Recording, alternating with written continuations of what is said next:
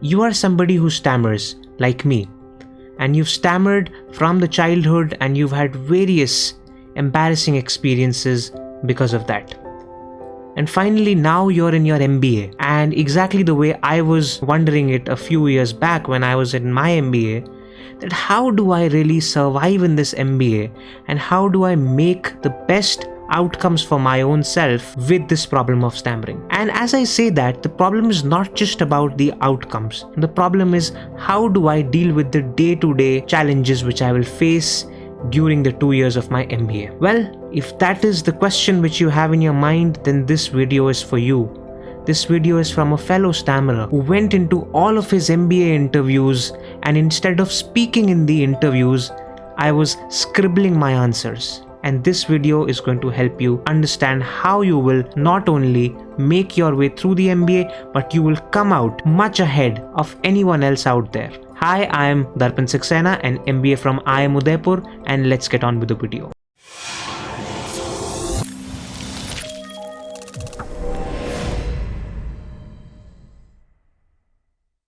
So right now when you're watching this, probably you're wondering that how have I significantly improved in my stammering, and what exactly are the things which I was able to do.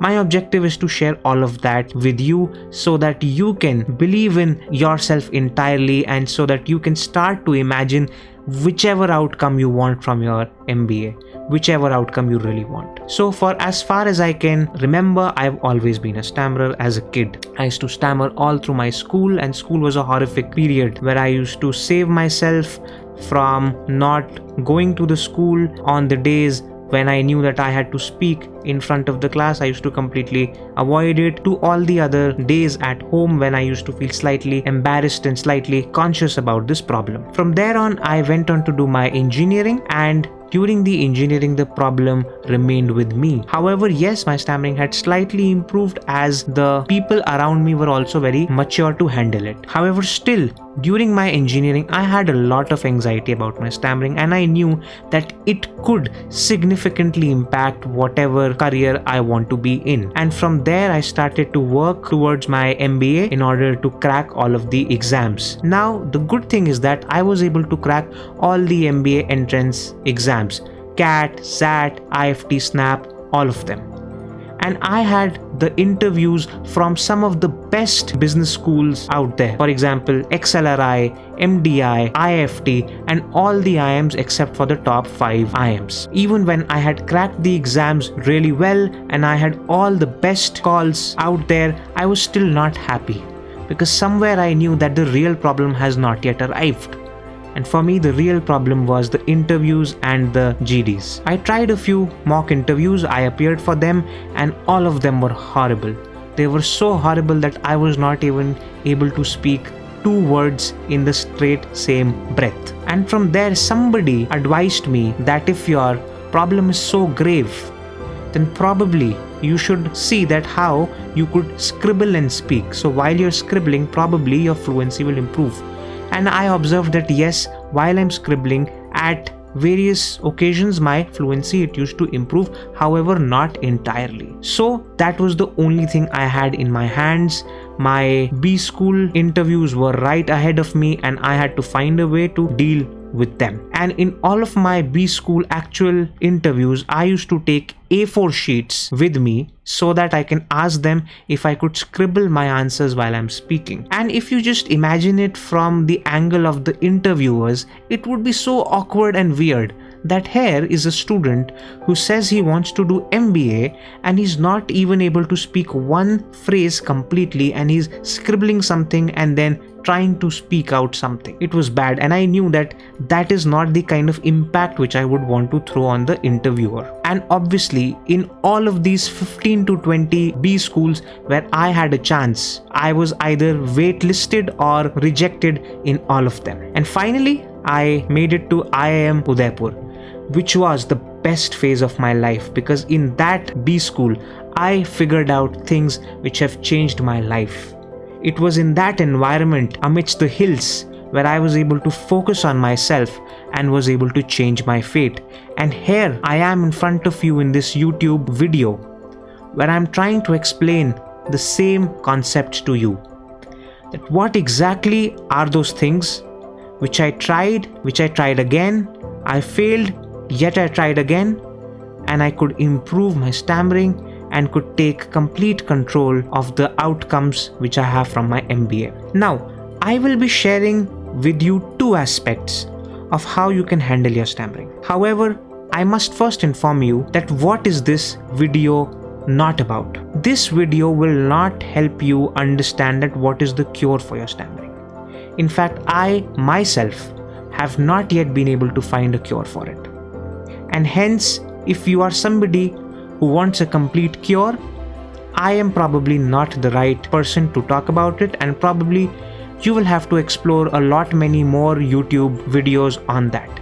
However, what I will be sharing with you is that if you are a 20, 23, 25-year-old who's in your MBA and who has not yet been able to cure this problem, then I will share with you the things that how you can still live with this and live your life in a very peaceful manner, because that is the only thing which I excel.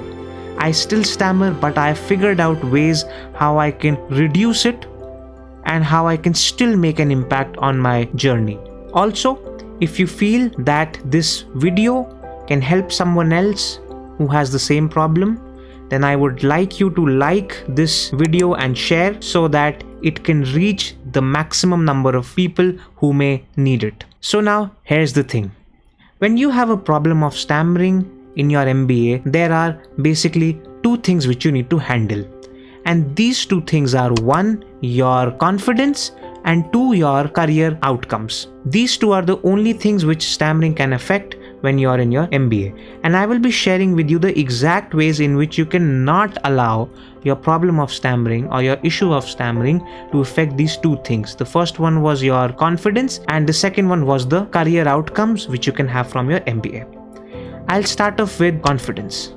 Now, obviously, if you're stammering, if you find it hard to speak, the very first thing which it will impact is your confidence.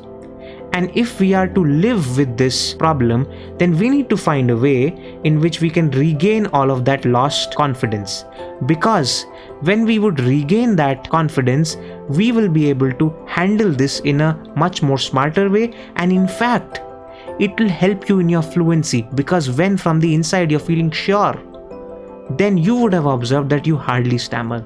And that is the exact same story with me. And here is my advice to you that how you can regain the confidence which stammering has impacted. The only way for you to do it as an MBA is that if your soft skills, if your speech is impacted, then you need to compensate for it using your hard skills. It is a simple and a straightforward equation that if your soft skills are impacted, you need to compensate it with your hard skills, and that's about it. Which means that while the entire MBA world, all of the students around there are harping on improving their soft skills and everything else, you need to, with a single mind focus, you need to focus on acquiring most hard skills, a lot of hard skills. And if you are an MBA, then for you the most important skills to acquire are the digital skills.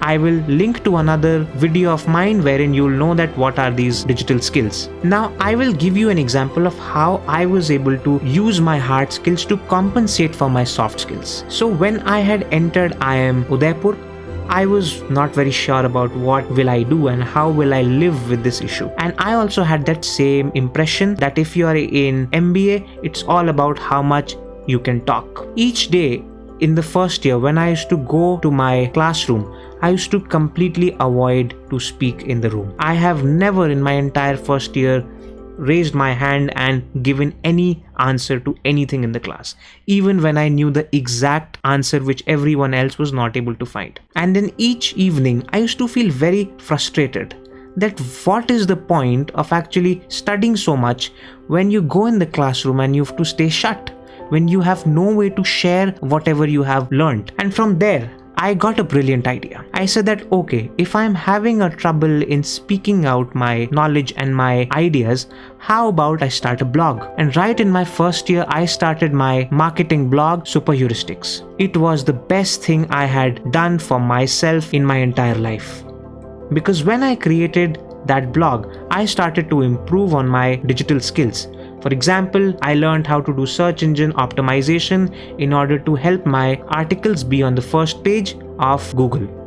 Same way, I learned how to do Facebook ads so that I can reach out to my audience who might want my free ebooks.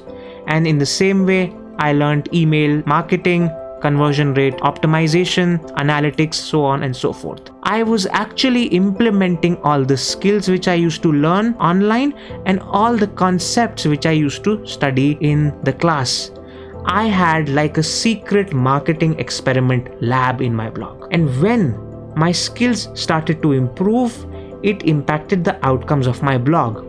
Within 1 year, my blog went viral across the best B schools. And when all of those things happened, when my hard skills was able to create a body of work and that work was now started to showing the outcomes, I started to regain the confidence in myself. I started to believe in my own abilities, and I knew that whatever I am doing is not simple. The students around me, they were very encouraging of this, and they felt very impressed with whatever I had achieved, and that also helped increase my confidence.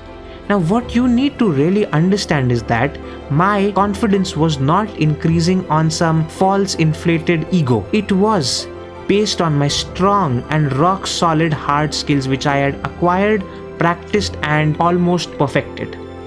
And that is my advice to you, that if you are an MBA student, start working on your digital skills and create a secret experiment lab for yourself. Create a blog wherein you can share your skills, wherein you can use your skills to improve that, and you will be able to create a lot of body of work. However, I do advise you that you should, and all MBA students should, start a project, a blog. From there, I will move on to the second point, that how can you control your career outcomes if you have the problem of stammering? And the answer to it lies in the very first point, that when you are able to create a good body of work, the same way in which I created my blog, Super Heuristics, your body of work will start to speak for itself. Your outcomes, the outcomes which your skills have been able to achieve either for you or for the projects which you have worked on, those outcomes will speak for itself. So just imagine this, when you are walking into the next placement interview after that, instead of you trying to explain that you know how to do Facebook ads, how about you go ahead and show that, okay, I had started a blog on which I created a free lead magnet, say for example a free ebook, and for it I was able to acquire some 1000 leads at say 5 rupees per lead. When you have those numbers, actual figures attached with your skills, you will not have to do all the talking in the interview. Your skills and the outcomes from your skills will create the impact, and that will make you stand apart from all of the others who were focusing on their soft skills. So believe in this. It has helped me, and focus on your hard skills so that you are able to create things which will do the speaking on your behalf. And one more impact which this entire thing can do is that if you start off with these things right now, probably you might not even be entirely dependent on your placements or your job. For example, thanks to my blog, Super Heuristics, I was able to find 3 job offers off campus purely from the knowledge and skill sharing which I used to do on my blog. And what you will also realize is that when you are able to create such impactful assets for yourself, it will not only make you a very ideal candidate in the placements, it will also make you extremely independent of the placements. Because 1, you can find offers from off campus, and 2, how about that project of yours grows out to be a very interesting business in itself, which is exactly what happened with me with Super Heuristics, that after working for an year after my MBA, I was able to quit that job and focus on Super Heuristics full time, because it was able to give me all of that financial and social freedom which I wanted to have. And hence now if I look back and see that if I had started the blog at the very start of my MBA and not towards the end of the first year, then probably I might not have felt the need to sit for the placements. That is the kind of impact which your hard skills, the very first thing which I spoke to you about, that your hard skills can have on your confidence and on your career outcomes.